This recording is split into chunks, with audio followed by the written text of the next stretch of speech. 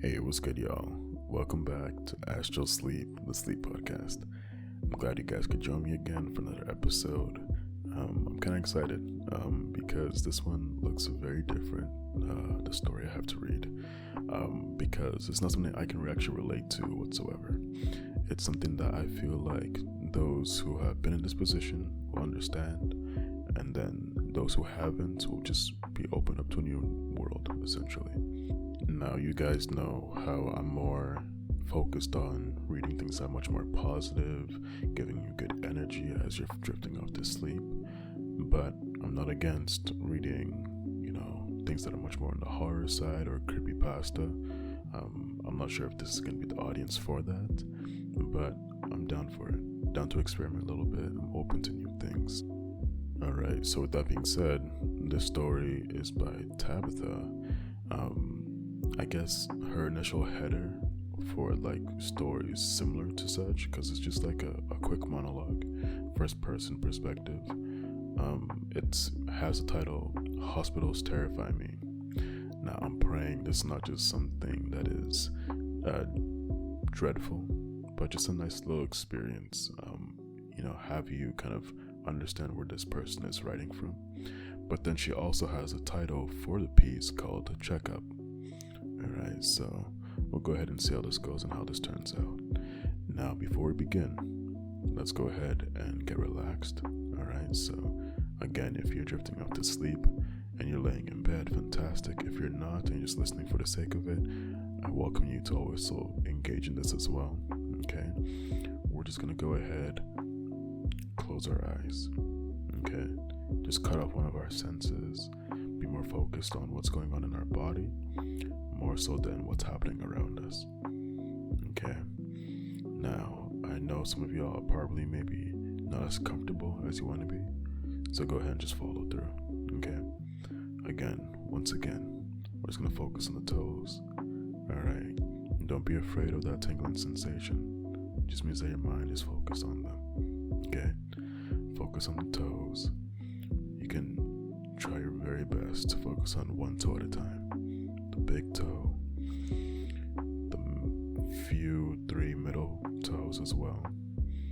Okay, and if you can even focus on the pinky and the pinky alone. Alright, we're gonna focus onto the sole of your feet. Okay, up to the ankle, and take your time. Just take your time. Let that tingling sensation navigate its way to specifically where I say it should go. Alright, to the calves. Alright, you might even feel it go back and forth, just radiating between where we started all the way up to the calves again. There we go. Alright, to the knee, the thighs. Alright, and have that sensation just focus on the inner thigh, one of the more sensitive areas. It lets you know that you're relaxed, you're not stressed. I know a number of people have insomnia, have issues falling asleep, but we're going to try our best together. Okay, and then now we're going to go ahead and drift upwards to our core, just below our core. Okay, just focus on that sensation over there. You might be wearing clothing, a top, some pajamas. You might just feel the fabric a little bit more than before.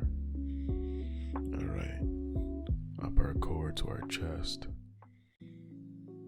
Just how much you're breathing. Deep breaths.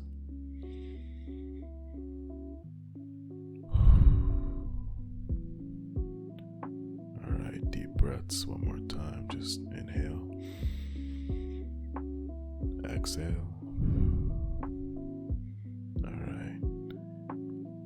And let it go ahead and travel up your spine. So have that tingling sensation go to the back. Focus on your spine. Just imagine it traveling up your spine to the back of your neck. Okay. And then that warm feeling that just radiates your mind, encapsulates your mind. Okay. you haven't achieved that, go ahead, feel free to rewind, listen to that again, take your time with it, alright? Because it's better you get into this relaxed state to really indulge in the story that's going to be read for y'all, alright? And in that way, you'll be able to experience it for yourself. Despite it being something a little bit more scary, a little bit more different, energy, overall, we're just looking to put you to sleep and feel a lot more better. Alright, fantastic. Alright, let's get into Tabitha's story. Check up.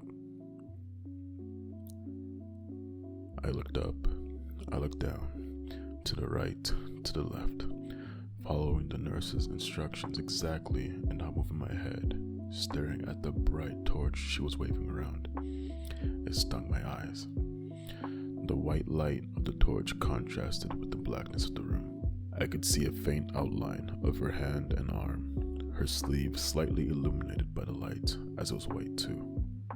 I could see the outline of her peering at me, her pupils larger than mine, which must have looked like pinpricks in the glare of the light. Finally, she stopped moving the torch and put it dead in front of my two eyes, about 15 centimeters from my nose. I focused on the bright white light, ignoring the blackness that surrounded it, as though it were engulfing me. She clearly had seen all she needed to see from my eyes, as she concentrated the beam's glare on the wall as she found the wall.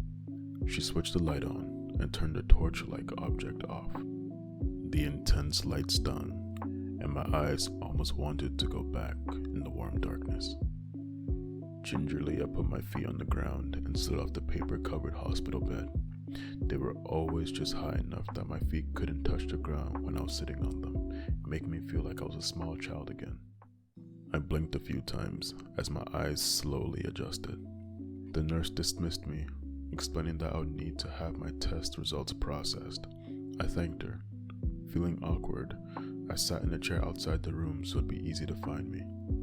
A team of medics went into the room as I left to discuss my progress, no doubt. I checked my phone. The teenager syndrome was evident.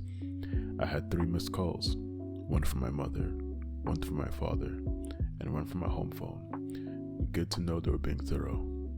I also had 5 new messages. 2 of them were from my parents. The other 3 were from my friend Ramona, who was one of the main reasons I was sitting in an uncomfortable room outside a hospital examination room.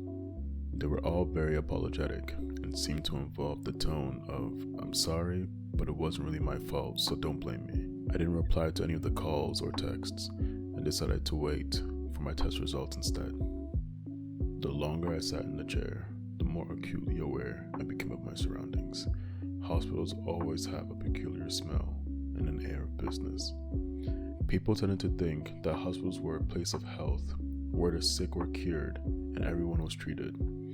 I, on the other hand, always felt that hospitals were a place of death, where the dying prolonged their time, and disease and ill fortune were ever present.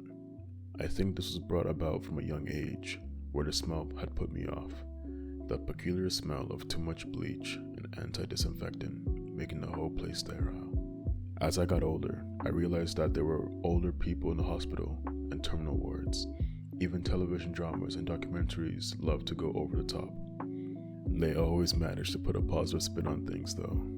That fitted in with the clean, shiny, polished walls. I'm more cynical than that though. Not everyone can be saved. I knew this, and the words echoed around my head. I wondered how many people were in the hospital right now. Patients, staff, and visitors. I wondered how many of them were going to die in a place like this. I tried to push those thoughts aside. Hospitals always managed to resurface my most morbid and private thoughts. I bitterly hated hospitals due to the faint memories of long, white corridors that seemed to go on forever. When I was younger, I remembered walking down them and feeling as though they would never end, that I would never reach my destination. I remember sitting outside rooms like the one I was sitting outside right now, the isolation and the loneliness present in my mind. I remember the cries of the sick and dying and feeling so very alone. These memories always managed to tame my recollections of hospitals, and it took a lot of self-control to prevent myself from bursting into tears. And that is Checkup by Tabitha. Honestly, I don't think I've had a bad experience in hospitals. For the most part, especially for where I live, it's been a fairly thorough experience. I've had fantastic doctors and everything, but I know that's not the case for many people. And I feel bad for a lot of people that have to go through, the anxiety and the fear of going to a hospital, and then those who face a bad experience at the hospital. It does tend to have that feeling of dread, I can't lie. However, I guess I've been more of an optimistic person when it came to my personal health, where I knew I would just walk out better, or along the lines of getting to better. I hope you guys enjoyed that though. It was a new read for sure, because I know it wasn't the most positive ending and the most, uplifting energy. However, I do believe in partaking other people's experiences just to better our own and be a lot more empathetic to those around us. Not everybody has, great experiences out there, but if we're more aware of that, I think it allows us to treat people a lot more better overall. Once again, I appreciate you guys joining me again for another episode on the AstralSleep Sleep Podcast, and stay tuned for more. I do hope to create a large playlist for you guys, and then in the future, hopefully even run this as a 24/7 kind of service on YouTube. It'll be cool to have people, gather together, listen, and enjoy my readings in one space. Well, alright, I'll let you guys go. Have a wonderful night and sleep well. Sweet dreams.